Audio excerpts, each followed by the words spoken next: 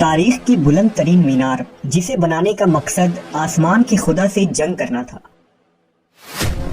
لیکن جنہوں نے اسے تعمیر کیا ان لوگوں کا کیا انجام ہوا۔ اس مینار کے اندر ایسی کون سی پر اسراریت دفن تھی جس کی تلاش 19ویں صدی میں خفیہ تنظیم فری میسنری کر رہی تھی؟ کیا اس مینار کی پر اسراریت کی کوئی کڑی آج کے جدید دور سے جڑی ہے؟ عراق کا شہر بابل سومیری، یہودی، عیسائی اور مسلمان اقوام کی عظیم تاریخ اور ثقافت کا امین رہا ہے۔ حضرت ابراہیم علیہ السلام بھی عراق کے مقام ار پر پیدا ہوئے تھے۔ بابل ہی بخت نصر کا دارالخلافہ رہا، جہاں اس نے یہودیوں کو غلام اور قیدی کی حیثیت سے لایا اور انہیں لمبے عرصے تک اسیر رکھا۔ اس قدیم تہذیب کا صدر مقام اسیریا تھا، یہیں سے بابل اور نینوا کی تہذیب پروان چڑھی۔ عراق کے ریت کے ٹیلوں کے نیچے قدیم تہذیبیں آج بھی دفن ہیں، جن کی دریافت نے آج انسانوں کو حیرت میں ڈال دیا ہے۔ اب تک دریافت ہونے والے آثار اور کھنڈرات کی وجہ سے سومیری تہذیب کو ماہرین نے اس دنیا کا سب سے قدیم ترین تہذیب کہا ہے۔ شہر بابل کے کھنڈرات، محل کے نوادرات، زیورات، اشوری بادشاہوں کے حنوط شدہ لاشیں، ان کے دفن کیے گئے جواہرات، بابل کا کنواں اور بابل کا مشہور زمانہ قبالہ جادو نے اس تاریخی شہر کو مزید پر اسرار اور دلچسپ بنا دیا ہے۔ انہی پر اسرار اور تاریخی تعمیرات میں بابل کا مینار سر فہرست ہے۔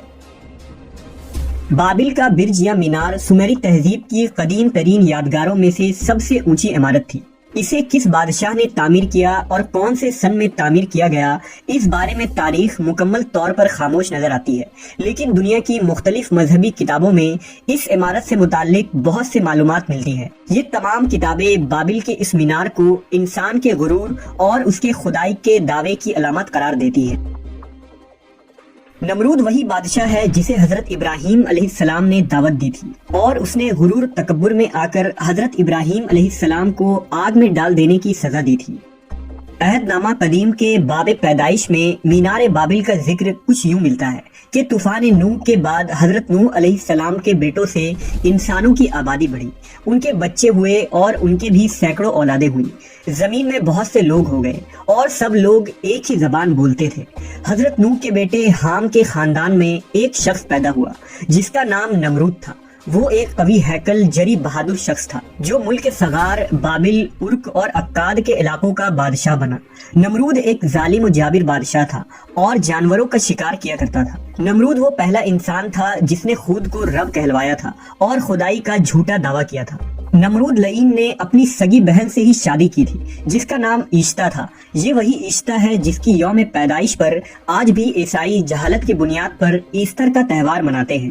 نمرود کی حرکتوں کی وجہ سے خدا نمرود سے ناراض تھا۔ نمرود یہ چاہتا تھا کہ سارے لوگ ایک ہی جگہ بس جائیں تاکہ وہ ان پر حکومت کر سکے۔ اس لیے اس نے لوگوں سے کہا، ایک شہر بناؤ اور اس میں ایک بڑا سا مینار تعمیر کرو۔ لیکن خدا یہ نہیں چاہتا تھا کہ سارے لوگ ایک ہی جگہ رہیں، وہ چاہتا تھا کہ لوگ پوری زمین میں پھیل جائیں۔ لیکن لوگوں نے خدا کی بات نہ مانی۔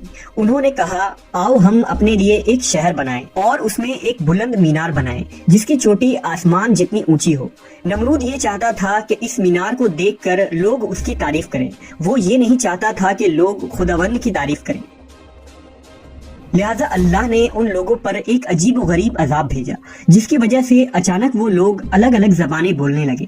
جب وہ باتیں کرنا شروع کرتے تو ان کے منہ سے نہ چاہتے ہوئے بھی الگ زبان نکلتی۔ اب وہ لوگ ایک دوسرے کی باتیں سمجھ نہیں پا رہے تھے، لہٰذا شہر میں گڑبڑ مچ گئی اور شہر کا سارا نظام درہم برہم ہو گیا۔ اس لیے ان کے شہر کا نام بابل رکھا گیا۔ لفظ بابل کا مطلب ہے گڑبڑ۔ اب مینار کا کام روک دیا گیا اور بہت سے لوگ نے بابل چھوڑ دیا، وہ دوسری جگہوں میں جا کر رہنے لگے۔ جو لوگ ایک جیسی زبان بولتے تھے وہ مل کر ایک جگہ بس گئے۔ مینار بابل شہر کا مقدس ترین مقام شمار ہوتا تھا۔ یہ مینار ایک بہت بڑے اور وسیع احاطے میں پھیلا تھا۔ اس کے آس پاس چھوٹے چھوٹے معبد تھے جن میں بت رکھے ہوتے تھے۔ مینار ہر سمت میں 228 فٹ اونچا تھا اور اس مینار کی چوٹی پر 48 فٹ اونچی ایک عبادت گاہ تھی جس میں مردوک دیوتا کا ایک بت اور دیگر ہیرے جواہرات سے بنے آرائشی سامان تھے۔ عبادت گاہ کی دیواروں پر سونے کی پتھریاں جڑی تھی جسے نیلے رنگ کے روغنی اینٹوں سے مرصع کیا گیا تھا۔ جب مینار کی چوٹی پر دھوپ پڑتی تو پورا بابل شہر منعکس ہونے والی روشنی سے جگمگا اٹھتا تھا۔ بابل کے اس مینار کا ذکر عبرانی اور عیسائی دونوں صحیفوں میں موجود ہے۔ عیسائی صحیفوں میں بابل کو شریر شہر کے طور پر پیش کیا گیا ہے جو برائی، فسق و فجور، زنا اور عیاشی کا مرکز تھا۔ شہر کے مرکزی چوک میں جادوگروں اور ساحروں کی سینکڑوں دکانیں تھیں جو اس بات کو ظاہر کرتی ہیں کہ بابل کے لوگ کس قدر جادو اور طلسماتی عمل سے دلچسپی رکھتے تھے۔ شام ہوتے ہی اس شہر کے بازار قندیلوں سے جگمگا اٹھتے اور مینار بابل سے ایسی روشنی منعکس ہوتی کہ شہر کے گلی کوچے روشن ہو جاتے تھے۔ ان چوک چوراہوں میں ہزاروں بازاری عورتیں برہنہ حالت میں مسافروں اور راہگیروں کی دلگیری کا سامان کیا کرتی تھیں۔ بابل کے لوگ بت پرست اور مشرک تھے۔ ان کا سب سے بڑا دیوتا بل مردوک کہلاتا تھا۔ عریانیت اور بے حیائی بابل میں اس قدر عام تھی کہ دیوتاؤں کے مندر دراصل فحاشی کے مرکز ہوا کرتے تھے، جہاں کنواری لڑکیاں جا کر اپنی دوشیزگی کا عطیہ دیوتاؤں کے نظر کر دیتی تھی۔